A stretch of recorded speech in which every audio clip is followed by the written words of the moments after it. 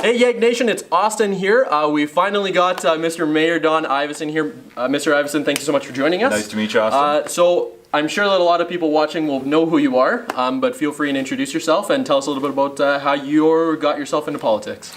Well, I'm still kind of, I don't consider myself a politician. I'm sort of reluctantly out under the hot lights, but I've always been an active citizen. I grew up with, like many people, a dad who yelled at the TV when he thought the city was doing something wrong. So I was raised from a really early age to be passionate about issues and to believe that the city could do better. But I chose to also do something about it and to become active and to take leadership. And I thought that was going to be behind the scenes. That was more my career before elected life, but one thing led to another. I ended up city councillor for 6 years, representing the Southwest, and then 4 years as mayor. And it's been just a phenomenal 10 years of change in our city. It's really growing up. You know, I think the city kind of came of age in the 80s, but we really grew up in the last 5 to 10 years. And so it's been great to be a part of that. And I see nothing but potential for our city, and that's why I'm running for a second term, because there's still more work to do, particularly around planning and building and really starting to think like a city of 1 million people, which we will become within the next few years. Absolutely, and that's very important to think about, especially for a lot of us younger generation. We want to make sure our future is secured, and for all of our kids and such coming. So, with one of the things we love to focus on with YEG Nation is obviously youth engagement.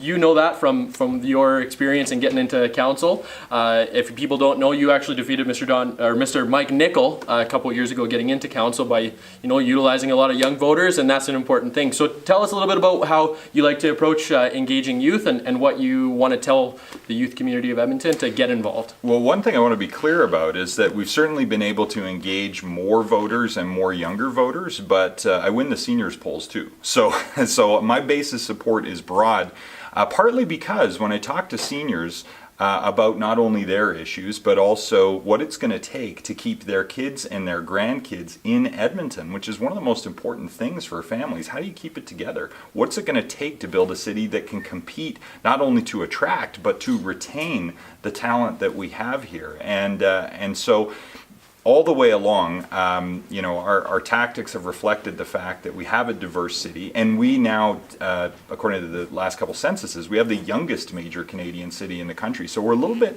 ahead of the curve of some of these conversations that are happening in other Canadian cities, and there is generational change happening, not only in leadership at City Hall, which has gotten a lot younger over the 10 years that I've been there, but in the not-for-profit sector and in the arts sector and in the business sector as family businesses hand over to the next generation. So we're seeing that baton being passed all over the place, and we're now seeing extraordinary leadership and innovation and creativity from Edmontonians of all backgrounds and all ages. But there is a thirst for this city to realize its potential from young Edmontonians that is one of the things that charges my batteries.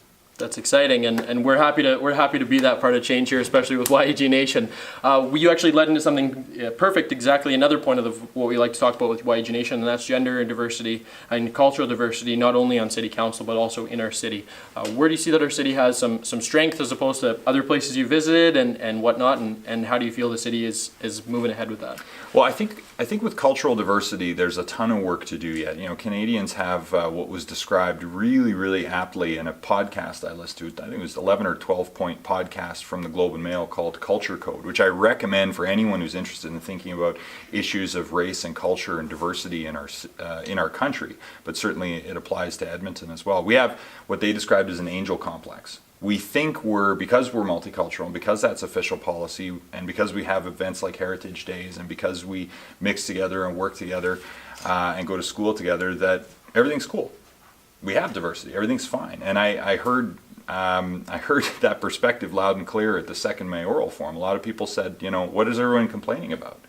But I also sit with Indigenous Edmontonians and Muslim Edmontonians, girls who wear the hijab to school, Somali Edmontonians who face extraordinary, sometimes subtle, but sometimes overt racism and discrimination in our community. And so there's a ton of work to do.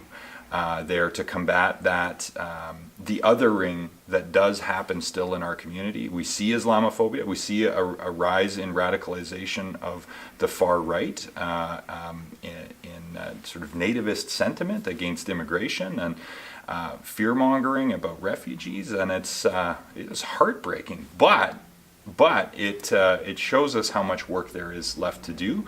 But some of the most powerful leadership, in addition to what we can do by setting the tone at City Hall, and we try to set the right tone, is the leadership that's coming from communities, from faith communities who are banding together across traditional faith divides through organizations like the Phoenix Society, and through really, really neat intercultural learning initiatives. Some of the neatest dialogues that I've been a part of and art that I've seen produced in our city in the last couple of years has been produced by Indigenous youth working with immigrant and refugee youth to talk about their common and yet distinct experience of being othered and marginalized in our community. And I think it's out of the mouth of the people experiencing it that eyes get opened. And that was so moving about the work of the Truth and Reconciliation Commission. I know that had a profound impact on particularly many Edmontonians of faith whose faith communities were a part of running the residential schools. And so, the Anglican bishop, for example, who also co-chaired the task force on poverty with me, her commitment around reconciliation has just been extraordinary. But in all the faith communities, there is tremendous leadership. And in youth, I think we have moral clarity about these issues. And so I think we need to amplify youth's voice to make change and change hearts and minds, and to make it awkward around the dinner table when uncle or grandpa is saying something that's just not acceptable. We're trying to make sure people have the tools to call it out and have respectful conversations about what multiculturalism, diversity, and inclusion really means. I think Edmonton can lead in that space, actually. Absolutely. Well, as you so aptly put it, we've come a long way, but there's a lot of steps left in the journey. So, again, well, and you asked about gender too, and I just want to touch sure. on that really, really quickly. I don't want to leave it aside. Because we do have a challenge with gender representation on council. We do have higher than average rates of domestic violence and gender-based violence in our city. There are absolutely issues that are critical for the safety of women in our community, and for my own family, for my 5-year-old daughter. My expectation is that we tackle those issues as a community. And again, leadership from the bottom up. Groups like Men Edmonton are providing extraordinary leadership, and then the people who turn out to the Walk a Mile in Her Shoes event to support the YWCA. There's so much grassroots stuff happening here, but one of the things we've needed to do is get more female representation on council. We've quadrupled the number of women running in this election, and doubled the proportion of women, because we have so many more candidates, doubled the proportion from the last election, and I trust that will produce a little bit better representation and diversity on our council, both cultural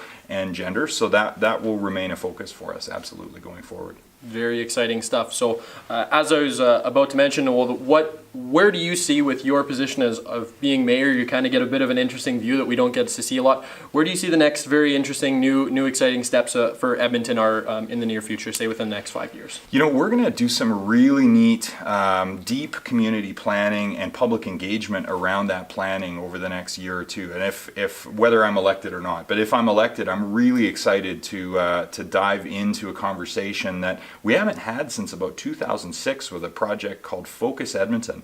And out of Focus Edmonton came our city's 10-year strategic plan, which was minted in sort of 2008, 2009. So it's coming up for review and renewal. And the new council is going to not just come up with that plan, but working with Edmontonians far and wide from all perspectives. We have some preliminary thinking on that the outgoing council has put together, but really sitting down with Edmontonians, taking everything that we've learned from this election about their aspirations, but also their concerns, and winding that up into a coherent set of goals for our city and our council to execute on for the next 10 years. I think that's really going to galvanize this sense of possibility and opportunity far and wide in our community. Elections are important to do that, and I'm hopeful that this election will produce a conclusive and decisive result that will allow us to move forward on some questions that that continue to loom. That we're going to say confidently we're going to build rapid transit, and sometimes it's going to be rail and sometimes it's going to be bus. And as soon as autonomous bus makes sense, of course we're going to want to do that. We're going to embrace new technology, but we're going to get on with building things like West LRT. That infill and densification is critical, and not just to the rejuvenation of our neighborhoods, which in turn keeps schools open hopefully more often, and in turn supports those niche local mom and pop businesses, and in turn makes better use out of the roads and pipes that are already in place, and in turn reduces our sprawl, and in turn allows us to preserve more agricultural land. But finally, all those things are good, but they're kind of generic benefits.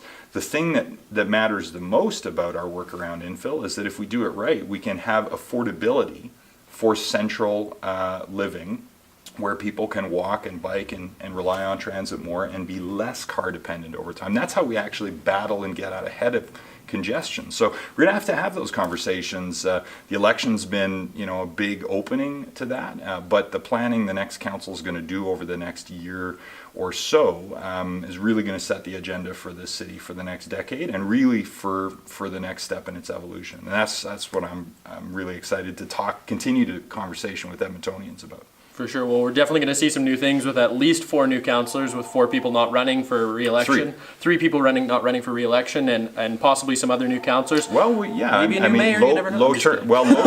Anything's possible, but low turnout creates a scenario where incumbents are more likely to be displaced, and so I wouldn't be surprised if there's more than just the 3 that change over. I'm not naming names, but that's why it's so important that people turn out, and not just for the council race, and not just obviously for the mayor's race, but this school board race really matters, especially with your commitment, your passion about diversity and inclusion. There are some voices in the school board races that would try to wind back the clock. Now, I don't think the kids will let them do it, because the kids are all right. The kids are all bought in on diversity and inclusion and acceptance and unity, but there are some school board candidates that I shake my head. So we got to turn out and vote. We can't take anything for granted. Decisions are made by those who show up, and we've seen what happens when people let others make those decisions for them. So got to go vote.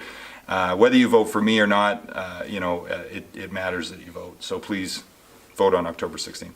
You bet. Well, your voice matters, your vote matters, and most of all, anything, your opinion matters, right? So we want to have more of that conversation. It's a democracy. Absolutely. That's the point of a democracy. Use your rights.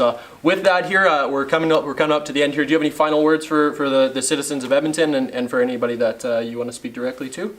Well, if re-elected, I look forward to our next conversation. Absolutely. We're looking forward to that as well. Well, John, thank you so much for joining us. Thanks Pleasure. for having us. A little bit close to the end, but we're glad that we got you here. Thanks for joining us on YG Nation. Do not forget to vote coming up October 16th. We're looking forward to seeing what happens here with the election. See you later, YG Nation.